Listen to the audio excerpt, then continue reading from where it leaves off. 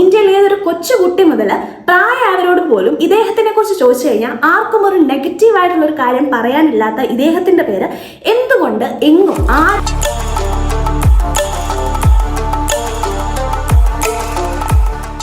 ഏകദേശം 1800 കോടി മുടക്കി ഒരു മാസം മുമ്പ് നമ്മുടെ നളന്ദ യൂണിവേഴ്സിറ്റി റിവൈവ് ചെയ്ത് കൺസ്ട്രക്ട് ചെയ്ത് ഇനാഗുറേറ്റ് ചെയ്തു നരേന്ദ്രമോദി. ആ ഒരു ഇനാഗുറേഷൻ എന്നൊക്കെ പറയുന്നത് നമ്മുടെ ഇന്ത്യയുടെ കൾച്ചറിനെ ആയിക്കോട്ടെ മൊത്തത്തിൽ ലോകത്തിന് മുമ്പിൽ പൊക്കി അല്ലെങ്കിൽ ഭയങ്കര നമ്മളിങ്ങനെ കാണിക്കുന്ന ഒരു സിറ്റുവേഷൻ ആണ്. അതിന് നമുക്ക് മോദിക്ക് വളരെ നമ്മളെല്ലാവരും താങ്ക്ഫുൾ ആണ്. പക്ഷെ ഇങ്ങനെ നോക്കുമ്പോൾ നമ്മൾ ഈ ന്യൂസിലും ആർട്ടിക്കിൾസിലും ഒക്കെ വന്നത് 2010 നളന്ദ ആക്ടിനെ ബേസ് ചെയ്തിട്ടാണ് ഇതിൻ്റെ ഒരു കൺസ്ട്രക്ഷൻ അല്ലെങ്കിൽ അതിൻ്റെ എല്ലാ പ്രോസസ്സും നടന്നിരിക്കുന്നത് ആ ഒരു ആക്ടിനെ ബേസ് ചെയ്തിട്ടാണ്. അപ്പോൾ ആ ഒരു ആക്ട് കൊണ്ടുവന്ന വ്യക്തിയുടെ പേര് അല്ലെങ്കിൽ അതിനൊരു ഇനിഷ്യേറ്റീവ് എടുത്ത ആളുടെ പേര് നമ്മൾ ന്യൂസിലോ ആർട്ടിക്കിൾസിലോ എങ്ങും തന്നെ നമ്മൾ കണ്ടിട്ടില്ല. അങ്ങനെ ഇദ്ദേഹത്തിന്റെ പേര് പറഞ്ഞില്ലെങ്കിലും കുഴപ്പമില്ല, അല്ലെങ്കിൽ പലരും മറന്നുപോയതാണെന്നൊന്നും അറിയില്ല. പക്ഷെ നമ്മൾ ഇന്ത്യയുടെ കാര്യം എടുക്കുമ്പം ഇന്ത്യയിലെ ഏതൊരു കൊച്ചുകുട്ടി മുതൽ പ്രായമായവരോട് പോലും ഇദ്ദേഹത്തിനെ കുറിച്ച് ചോദിച്ചു കഴിഞ്ഞാൽ ആർക്കും ഒരു നെഗറ്റീവായിട്ടുള്ള ഒരു കാര്യം പറയാനില്ലാത്ത ഇദ്ദേഹത്തിന്റെ പേര് എന്തുകൊണ്ട് എങ്ങും ആരും ഒരു ആർട്ടിക്കിളിൽ പോലും മെൻഷൻ ചെയ്യാതെ വിട്ടുപോയി നമുക്ക് പറയാൻ പറ്റും. അതായത് ഇതിനു വേണ്ടി ഈ ഒരു റിവൈവൽ ഓഫ് നളന്ദ എന്ന് പറയുന്നത് it's A baby of doctor APJ Abdul Kalam. APJ Abdul കലാമിന്റെ എഫേർട്ടിൽ വന്നതാണ് നളന്ദയുടെ റിവൈവൽ. എന്നിട്ട് പോലും ഡോക്ടർ APJ അബ്ദുൽ കലാമിന്റെ പേര് ഒരു ന്യൂസിൽ പോലും ആരും മെൻഷൻ ചെയ്ത് നമ്മൾ ഇതുവരെ കണ്ടിട്ടില്ല.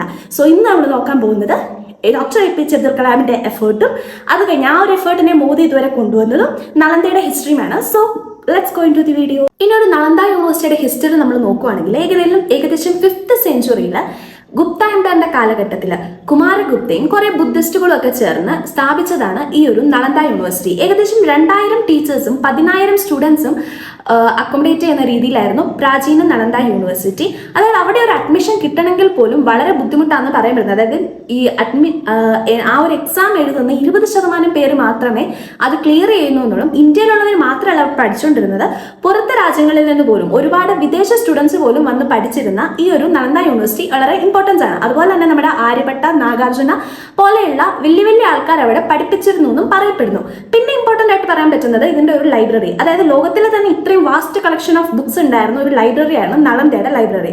ഇനി ഇത് 5th സെഞ്ചുറി മുതൽ 12th സെഞ്ചുറി വരെ അത് ഭയങ്കരമായിട്ട് ഏകദേശം 800 വർഷത്തോളം ഭയങ്കരമായിട്ട് ഫ്ലറിഷ് ചെയ്ത് നിന്നുകൊണ്ടിരുന്ന ഈ ഒരു നളന്ദ യൂണിവേഴ്സിറ്റി 12th സെഞ്ചുറി കഴിഞ്ഞതിന് ഭയങ്കരമായിട്ട് അതൊരു ഇല്ലാണ്ടായി പോയി. അതിനുള്ള കാരണം നമുക്കറിയാം, ബക്തിയാർ ഖിൽജിയുടെ ഒരു അറ്റാക്കാണ്.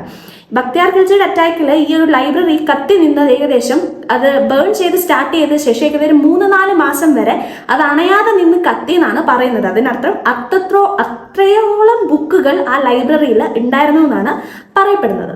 അങ്ങനെ അന്ന് നശിച്ചു പോയ ഈ ഒരു നളന്ദ യൂണിവേഴ്സിറ്റിനെ തിരിച്ചു കൊണ്ടുവരണമെന്ന് ആരും ശ്രമിച്ചിട്ടില്ലെന്നൊന്നും നമുക്കറിയില്ല. പക്ഷെ ആദ്യമായിട്ട് ഈ ഒരു ഐഡിയ മുന്നോട്ട് വയ്ക്കുന്നത് ഡോക്ടർ APJ അബ്ദുൽ കലാമാണ്. അതായത് 2006-2007 കാലഘട്ടങ്ങളിൽ അദ്ദേഹം ഈസ്റ്റ് ഏഷ്യ ഉച്ചകോടി ഫിലിപ്പീൻസിലും തായ്ലാൻഡിലും ആയിട്ട് നടന്ന 2006-ലും 2009-ലും നടന്ന അവിടെ അത് മുന്നോട്ട് വയ്ക്കുകയും അവർ അംഗീകരിക്കുകയും അതുപോലെ തിരിച്ചു വന്ന് ബീഹാറിൽ അവിടുത്തെ അസംബ്ലിയിൽ വെക്കുകയും ആ ഒരു ലോ അദ്ദേഹം കൊണ്ടുവന്ന ഐഡിയ എല്ലാവരും അംഗീകരിക്കുകയും അത് 2010 കൂടി ആണ് ഈ ഒരു നളന്ദ ആക്ട് എന്നുള്ള ഒരു ഇതിൽ ലോ ആയിട്ട് പാർലമെന്റ് അംഗീകരിക്കുകയും ചെയ്യുന്നത്. സോ ഇദ്ദേഹത്തെ അതായത് നളന്ദനെ റിവൈവ് ചെയ്ത് കൊണ്ടുവരണം എന്നുള്ള ഒരു ഐഡിയ ഡോക്ടർ APJ അബ്ദുൽ കലാമിന്റെ എന്നാണ് വ്യക്തമാണ്. 2014 നളന്ദ യൂണിവേഴ്സിറ്റിയുടെ ഫസ്റ്റ് ബാച്ചിൽ ഏകദേശം 14 സ്റ്റുഡൻസിനെ വെച്ചുകൊണ്ട് ഫസ്റ്റ് ബാച്ച് സ്റ്റാർട്ട് ചെയ്തെന്നാണ് പറയുന്നത്. അപ്പൊ നമ്മൾ നോക്കുവാണെങ്കിൽ 2014 മോദി ഗവൺമെന്റ് ഫസ്റ്റ് വരുന്നത്. അപ്പൊ ഈ APJ അബ്ദുൽ കലാമിന്റെ ഈ ഒരു ഐഡിയനെ ഇവർ മുന്നോട്ട് കൊണ്ടുപോയതുകൊണ്ടാണ് ഇന്ന് 2024 റിവൈവൽ ഓഫ് നളന്ദ യൂണിവേഴ്സിറ്റി എന്ന് പറയുന്ന ആ ഒരു ഐഡിയ അതിന്റെ കംപ്ലീറ്റ് ഫോമിലെത്തി ഇനാഗുറേഷൻ വരെ കഴിഞ്ഞു നിൽക്കുന്നത്.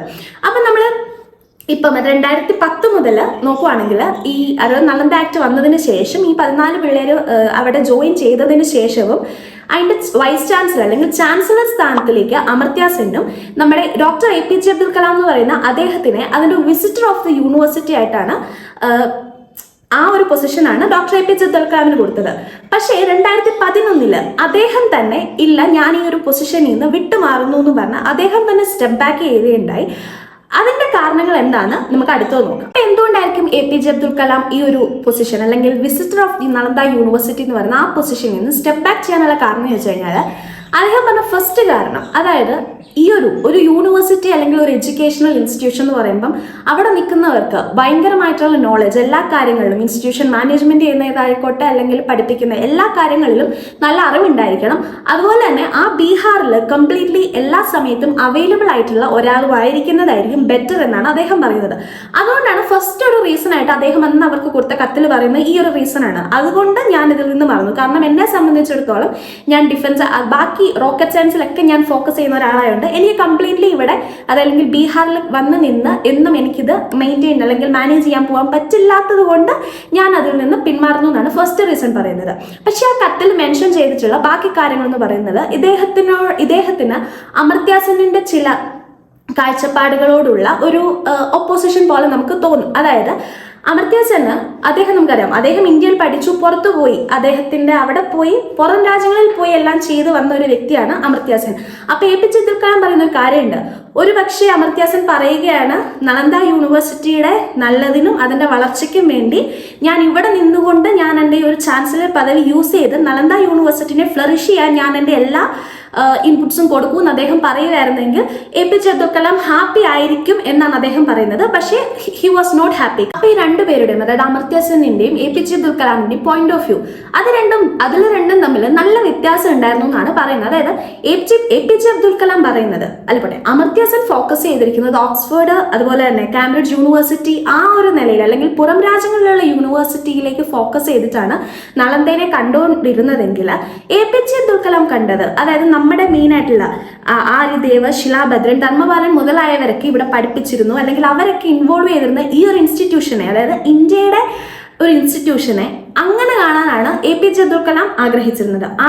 അവർ രണ്ടുപേരും തമ്മിലുള്ള പോയിന്റ് ഓഫ് വ്യൂ തമ്മിലുള്ള വ്യത്യാസങ്ങളും ഒക്കെയാണ് APJ അബ്ദുൽ കലാമിന് ഇതിൽ നിന്ന് സ്റ്റെപ്പ് ബാക്ക് ചെയ്യാനുള്ള ഒരു കാരണം. അതുപോലെ തന്നെ ഡോക്ടർ APJ അബ്ദുൽ കലാമിന് ഈ ഒരു യൂണിവേഴ്സിറ്റിയുടെ അഡ്മിനിസ്ട്രേഷൻസ് റൂൾ ചെയ്യുന്ന രീതിയിലും ഒരുപാട് അദ്ദേഹത്തിന് ഇഷ്ടപ്പെടാത്ത കാര്യങ്ങളും ഉണ്ടായിരുന്നു.